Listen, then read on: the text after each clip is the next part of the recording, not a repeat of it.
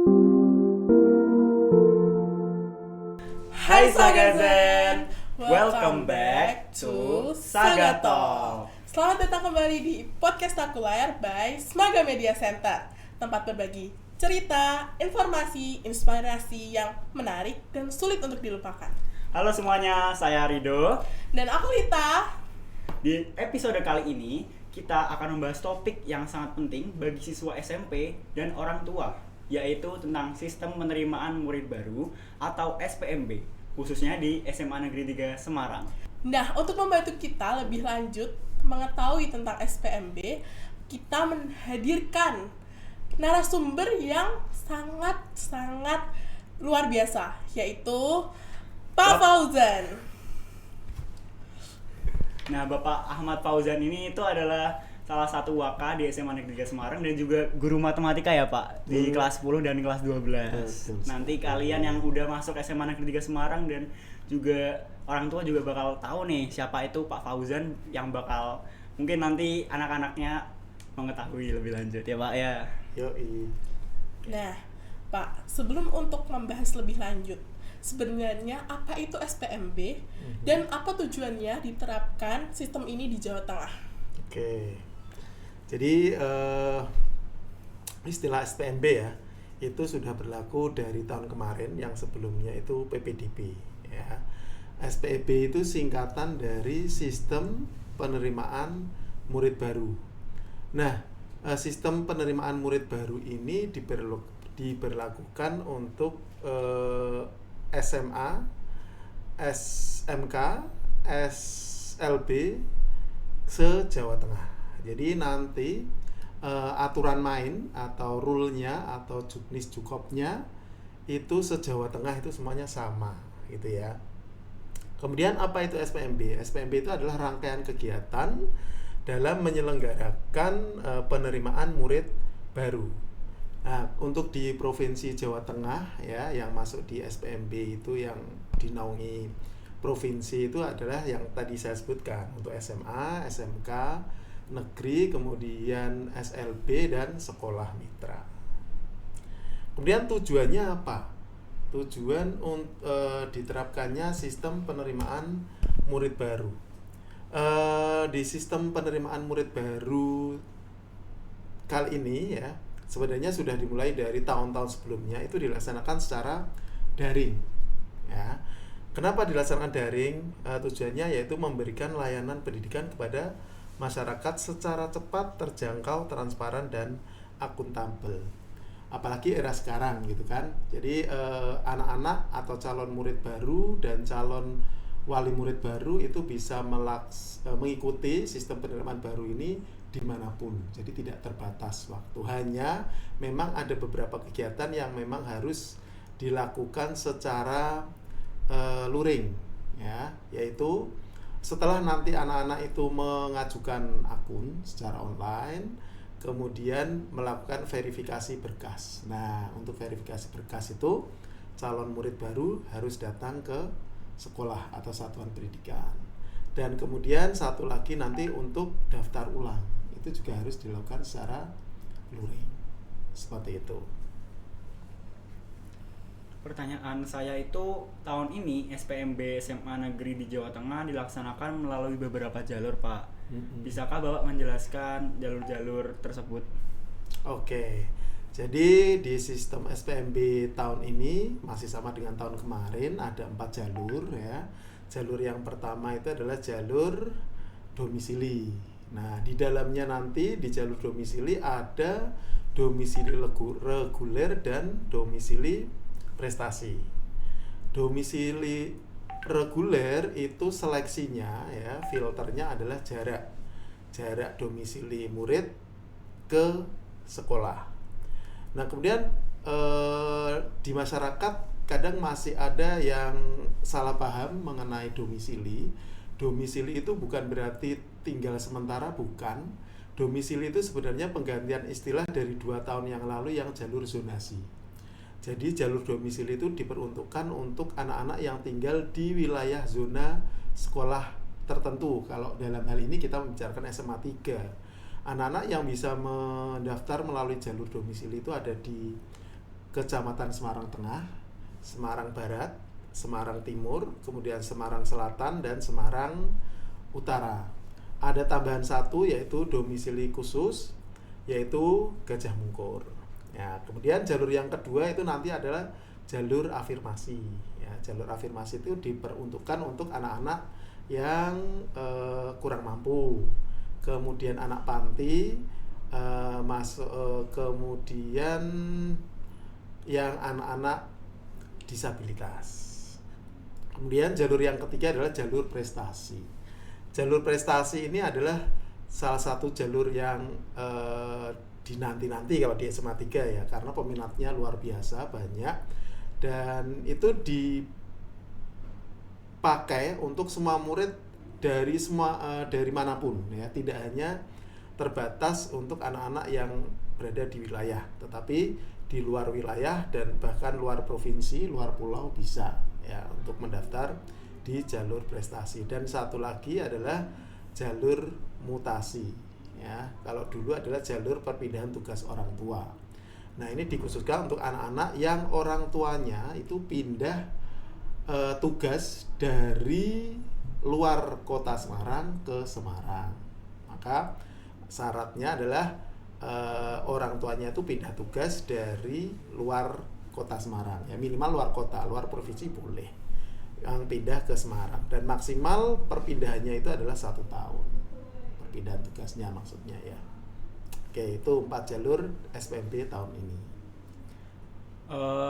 Menurut Bapak nih, selama SPMB kali ini, yang manakah dari keempat jalur tersebut paling banyak didaftarkan atau cara tersebut, jalur tersebut paling banyak dipakai? Oke, kalau paling banyak jalur mana itu mungkin kita bisa bicara dulu tentang kuota ya.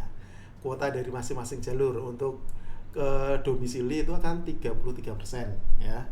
33% itu terbagi menjadi 2, 30% itu domisili reguler dan 3% itu domisili prestasi. Kemudian jalur afirmasi itu ada 32%. Kemudian jalur prestasi itu 30% dan jalur mutasi 5%. Dari keempat jalur itu yang peminatnya banyak tentu jalur yang pertama ya, jalur domisili. Ya, jadi anak-anak yang berada di wilayahnya zona SMA 3 tadi di 6 kecamatan yang saya sebutkan itu biasanya memilih yang pertama itu SMA 3, walau sebenarnya di sebelah kita juga ada SMA yang lain, tetapi biasanya pilihan mereka yang pertama SMA 3. Jalur yang kedua yang terbanyak setelah domisili itu adalah prestasi. Itu juga merupakan jalur favorit di sekolah kita, itu peminatnya juga banyak. Nah, jalur yang kurang berdasarkan pengalaman tahun-tahun sebelumnya ya, itu adalah jalur afirmasi. Jalur afirmasi itu kurang peminatnya di kita.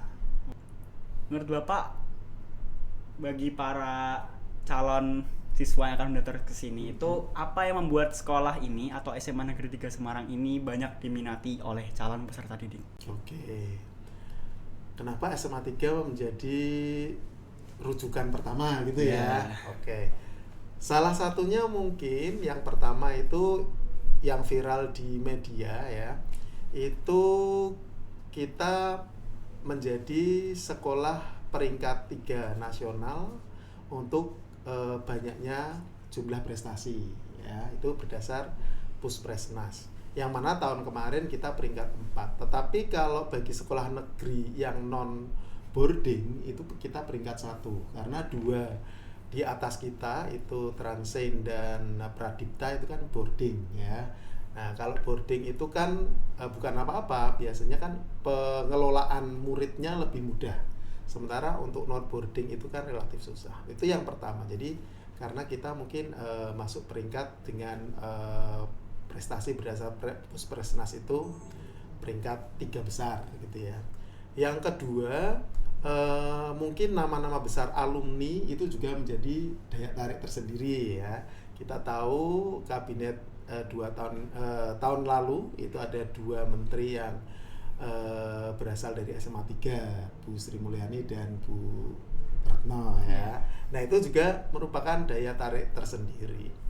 Kemudian lokasi juga, karena lokasi SMA 3 itu berada di katakan pusat kota Semarang. Iya, dekat DP Mall juga ya Pak ya. Dekat DP Mall, dekat Paragon ya. Jadi 2 mall terbesar, mau agak jauh dikit Queen City ya kan. Jadi mall-mall yang besar-besar itu semuanya dekat dengan SMA 3. Jadi itu juga merupakan daya tarik tersendiri gitu ya. Nah Pak, saya melihat di media sosial SMA Negeri 3 Semarang itu membuat video dengan tagline "No titip, no just tip". Oke. Bagaimana nih pihak sekolah memastikan proses seleksi berjalan dengan transparan, objektif, dan sesuai dengan aturan pemerintah Jawa Tengah? Iya. Jadi slogan "No titip, no just tip" itu memang sudah menjadi slogan setiap kita melaksanakan proses penerimaan murid baru ya. Kalau dulu peserta didik baru, sekarang murid baru. Maksudnya "No titip, no just tip" itu jadi karena sistemnya apalagi sekarang daring, pengawasan sistem pelaksanaan penerimaan murid baru itu adalah semua orang bisa ikut ngawasi. Artinya kita sudah tidak bisa lagi melakukan praktik misalkan ini anaknya siapa gitu ya. Ini bisa nih orang tua menitipkan ke sini, nggak bisa. Jadi semuanya itu sekarang by system ya, siapapun itu. Kemudian kita juga no just tip, artinya dalam proses penerimaan murid baru itu tidak ada pungutan, biaya apapun tidak ada ya. Jadi di formulir apapun itu tidak ada karena semua serba online dan itu bisa diakses dan bisa diperoleh oleh murid secara free gitu ya. Kemudian mengenai apa tadi prinsip? Iya, secara transparan, objektif. Oke, transparan itu tadi sudah dijawab ya, karena sekarang by online ya, artinya semua orang bisa melihat. Seperti contoh kasus biasanya aduan-aduan dari orang tua itu sudah bisa langsung disampaikan ya. Di setiap sekolah itu punya tim aduan, apalagi panitia provinsi. Artinya sudah tidak bisa lagi semua orang bisa ngawasi lah gitu ya, atau bisa mengadukan seandainya dalam pelaksanaan penerimaan murid baru itu ada sesuatu hal yang mungkin tidak sesuai dengan aturan, seperti itu. Di setiap kesempurnaan pasti ada kesalahan. Kesalahan apa yang paling sering dilakukan oleh calon peserta didik dan juga wali murid di SPMB kali ini ya Pak? Baik, mungkin temuan-temuan ya, temuan-temuan yang biasanya kita dapatkan saat murid baru itu melakukan verifikasi berkas sehingga harus mengulang ya. Yang pertama itu adalah penempatan titik koordinat. Nah, titik koordinat tempat tinggal itu yang sering terjadi itu geser ya. Maka saat kita verifikasi ya, kemudian dilihat di aplikasi oleh operator, kalau ada kesalahan maka kita minta untuk revisi. Yang berikutnya itu adalah kesalahan unggah berkas. Di awal-awal itu ada yang mungkin saking semangatnya gitu ya, berkas pernyataan kebenaran dokumen belum ditandatangani sudah diunggah gitu ya. Kemudian KK, kalau ada cetak KK baru ya, itu sebenarnya akan lebih aman ya kalau saat unggah itu KK baru dan KK yang lama diunggah dalam satu file. Itu akan lebih aman gitu ya. Kemudian piagam itu juga kan sudah kita informasikan untuk kejuaraan-kejuaraan yang diperoleh oleh murid dan akan diajukan untuk mendapatkan nilai untuk penilaian di SPMB ini. Kalau kejuaraannya itu sudah berjenjang ya, kemudian tidak berjenjang tapi sudah terkurasi, maka harus dilampiri dengan surat keterangan kepala sekolah ya, yang diketahui oleh kepala OPD terkait. Nah, itu banyak sekali, hampir sebagian besar lah ya, itu sampai kemarin hari ketiga itu surat keterangan kepala sekolahnya belum ditandatangani oleh kepala OPD ya. Jadi berkasnya belum bisa kita terima, harus diulang. Itu untuk kejuaraan yang tadi saya sebutkan yang berjenjang dan sudah terkurasi itu aman, hanya melampirkan surat keterangan kepala sekolah. Tapi kalau tidak berjenjang, belum terkurasi, maka harus dilampiri surat keterangan kepala sekolah yang diketahui kepala OPD. Nah itu yang belum dipenuhi. Jadi di proses verifikasi akhirnya kita kembalikan lagi.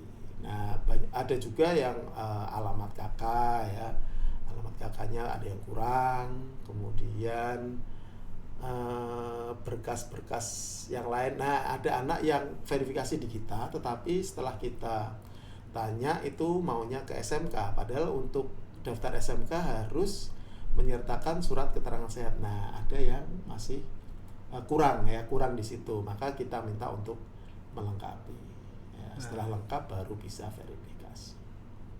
Nah, tadi kan kita udah ngomongin kesalahan-kesalahan nih Pak. Apa sih tips dari Bapak untuk siswa SMP yang akan mendaftar di SMA Negeri 3 Semarang melalui SPMB? Oke, jadi untuk calon murid baru yang akan mendaftar di SMA 3 secara khusus atau secara umum di sekolah-sekolah SMA, SMK Negeri, SLB, dan sekolah mitra ya. Jadi cermati persyaratan. Nah, itu yang pertama. Kemudian kalau sudah cermati persyaratan, kemudian lihat tata cara pendaftaran.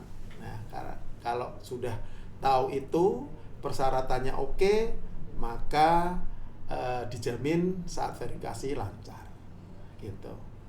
Baik Bapak, sebagai penutup pembahasan utama kita hari ini, apa pesan dan harapan Bapak untuk calon peserta didik yang sedang berjuang dalam mengikuti SPMB tahun ini? Oke. Untuk calon murid baru SMA Negeri 3 Semarang ya tahun ajaran ini, semangat ya dalam mengikuti SPMB, kemudian cermati berkas-berkas yang harus disiapkan. Dan besar harapan kami akan menunggu anak-anak terbaik ya, yang akan masuk di SMA Negeri 3 Semarang, karena tahun ini kita sudah menjadi sekolah Garuda Transformasi, yang mana ini nanti akan ada kelas-kelas tertentu yang akan mendapat keistimewaan dalam hal beasiswa ke luar negeri. Oke, gitu aja sih. Nah, sebelum kita akhiri podcast kali ini nih Pak, saya punya satu pertanyaan ringan nih. Jika harus menggambarkan SMA 3 dengan 3 kata, apa yang paling tepat menurut Bapak? 3 kata ini? Iya Bapak, 3 kata. 3 kata. Sesuai itu dong, SMA Negeri 3, 3. Yeah. Spektakuler. Oke, SMA Negeri 3 spektakuler dan luar biasa. Oke. Cukup? Oke. Baik.